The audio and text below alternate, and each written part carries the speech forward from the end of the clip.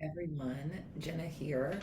I am recording this video as a follow-up to the last two videos, so go back and watch those if you haven't watched them yet. I'm going to be sharing a short, like 1 minute video at the very end of this, and that is to serve as evidence, to serve as a real life glimpse into the trauma that this situation with Marguerite Rigoglioso and her refusal to stand in integrity related to a predator, what that trauma looks like, and that this is a very real thing that happened. And so I share this as a teaching. This is maybe not something everyone wants to watch. So if you're not interested in seeing this trauma response, or it doesn't feel relevant to you, skip ahead. Don't tune in. But if you have been on a path of also having to see through different layers of deception and find your way back to your sense of empowerment, safety, sacred space, etc., this might be for you. So in the previous two videos, we talked about the violation of sacred space. And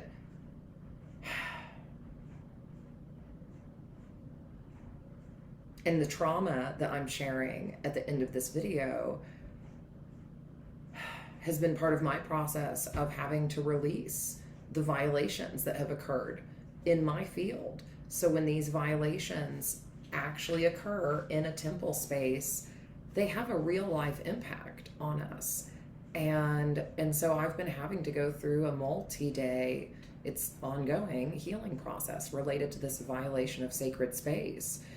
And so I'm going to just do a little healing work while I talk about this for a moment. And this won't be super long because I just want to share the example of what this looked like. And I've also followed up with Marguerite to say that I am demanding a refund. I want a refund for every dollar I've spent in your school because you have caused immense psychological and emotional harm to me by offering a space that seemed safe at first but wasn't, and then having you invalidate me and refuse to hold a predator accountable. That's real harm that has happened to my consciousness that I'm having to heal from. So I'm going to do some work with the canvas this morning, and I'm writing some intention on the back, and I have some ash from the Kala Chakra yantra that we worked with in the last video. So I burned the yantra along with a womb yantra for healing, and we're going to use that on the canvas and work with that. So I'm titling this, or setting the intention for, invalidation healing, return to sacred space, and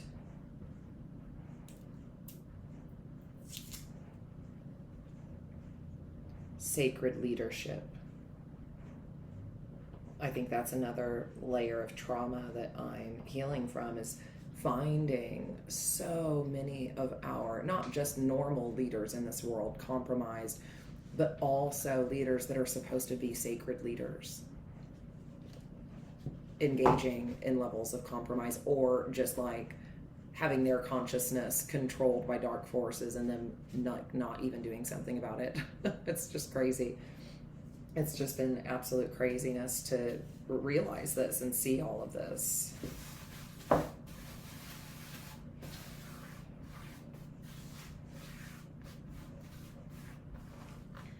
And this is a fairy garden plant. So we're going to put some of the ash in the plant and let the plant help compost all of this harm and negativity.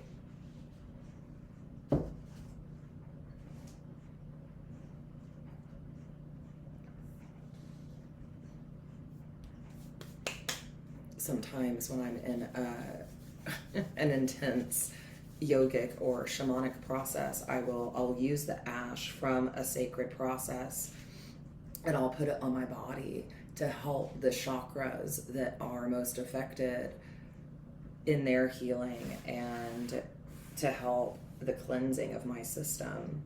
So I'm going to put a little ash on my womb area right now.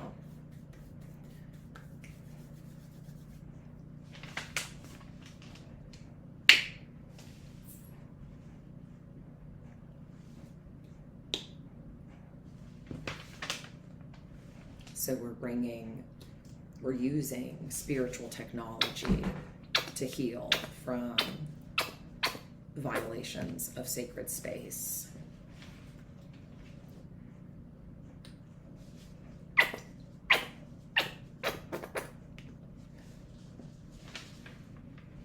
Sometimes in the past, when there's been a particularly egregious violation that I've been working with or having to confront, or just a particularly egregious trauma that's coming up to heal, if I've worked with different spiritual technology or yantras in a sacred process, and if I've done a burning of them, sometimes I'll then take the ash and put it in my bath and just bathe in it, which can look a little dirty in the bath water, but it's not dirty. It's actually helping to cleanse the system and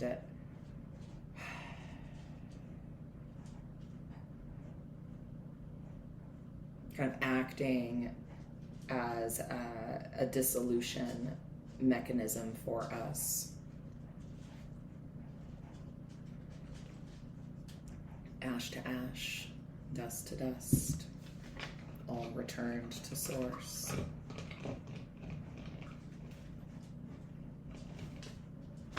Let's see.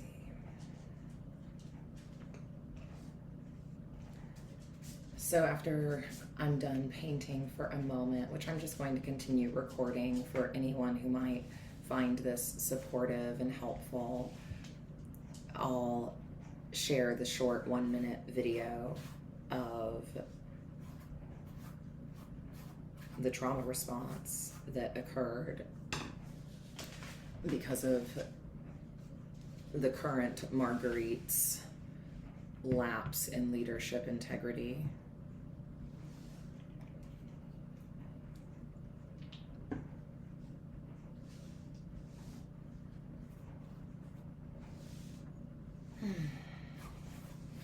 Yeah, it's like I think our souls just crave safety, they, especially because of the conditions of this world, our souls just crave actual sanctuary, actual sacred space. And in a world that has gotten so dark and so overrun by evil or dark intentions, it's like even some of the places we've thought were sacred were not always safe. And that's a hard realization to have to come to. It's a hard emotional experience of truth to integrate, because ultimately we all just want to be held by Source, by the Divine Mother, by love. We all just want to know that we can live without being violated. We can live in a safe way. We can experience our spiritual practice and our souls in a safe way.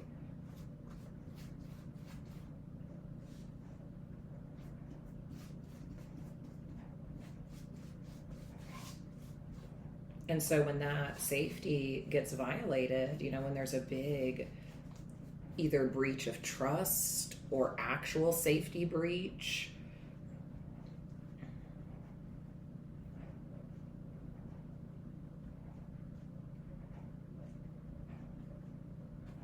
that's not always easy for the heart and mind to accept. And yeah, I've been going through my own acceptance journey related to having so many of our leaders and teachers compromised in various ways, or not acting in their highest spiritual integrity, or not holding safe, sacred space, or whatever the case may be. We've had so much satanic consciousness infiltration in various ways on this planet, as we've been discussing. And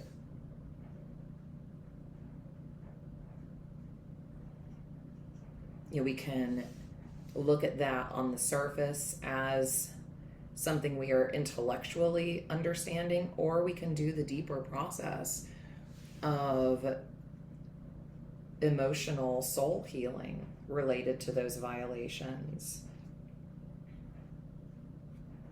And so I encourage everyone to take a moment to sit with their soul and to ask their soul, where have I not allowed myself to feel something I need to feel about how my life has been violated by these dark forces, about how our sacred spaces have been violated. Where have I, in some ways, spiritually bypassed feeling the lived, real effect of these negative scenarios in our world?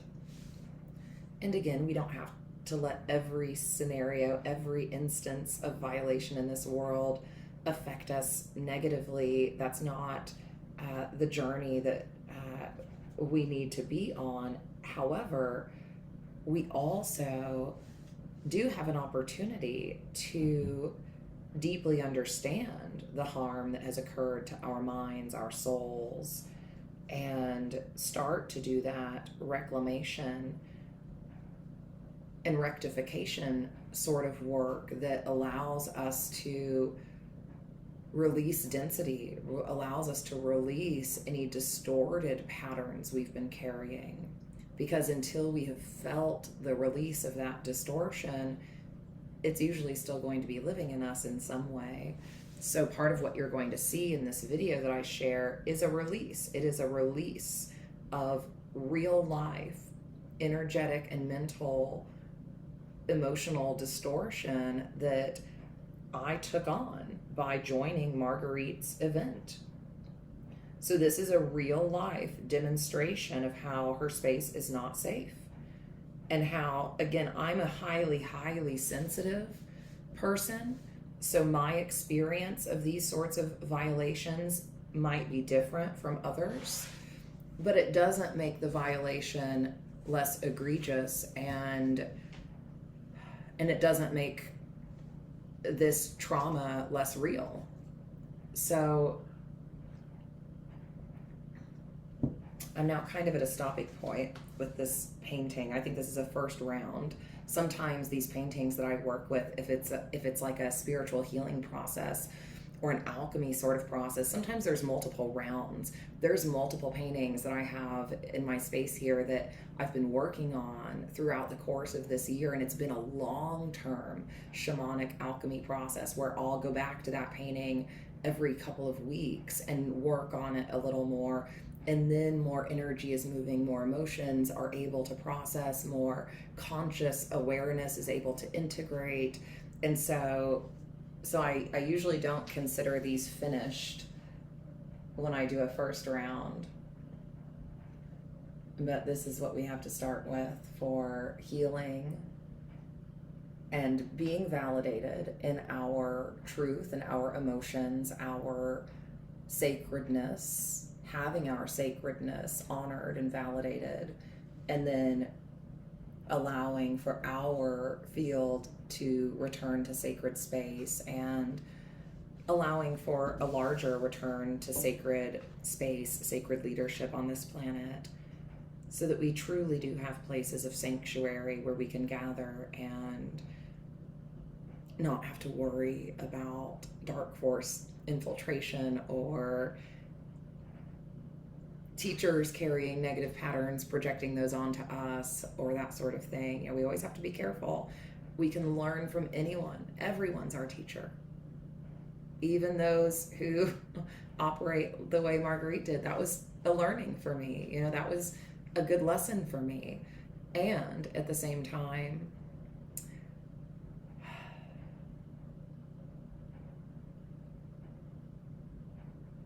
you know, our teachers carry their own patterns. They carry their own consciousness. And not all of them are all the way healed. And that's okay. You don't have to be like the most perfect healed human and soul in the universe to offer something to the world, and to offer space, and to offer love, and to offer wisdom. And at the same time, while we're doing that and on that journey, if someone's doing that, we need to have a commitment to integrity. We need to have a commitment to looking at our shadow, looking at our patterns, looking at where we're not operating in the light fully, and being fully committed to that journey if you're holding sacred space for another. So that's why I'm doing this sort of work here, to also demonstrate that I'm committed to that work. I'm committed to that healing. I'm committed to my return to sacred space, and to not carrying any distortion in me or illusions that I might pass on to others that might not benefit their highest good. So we'll go into the short video now of the trauma response so that you can see what this looked like. And again, if you don't want a trauma trigger or don't want to be exposed to that, you can end the video now and move on. So thank you for being with me today again for part 3 of this healing exercise, and part 2 of our Kala Chakra Yantra alchemy.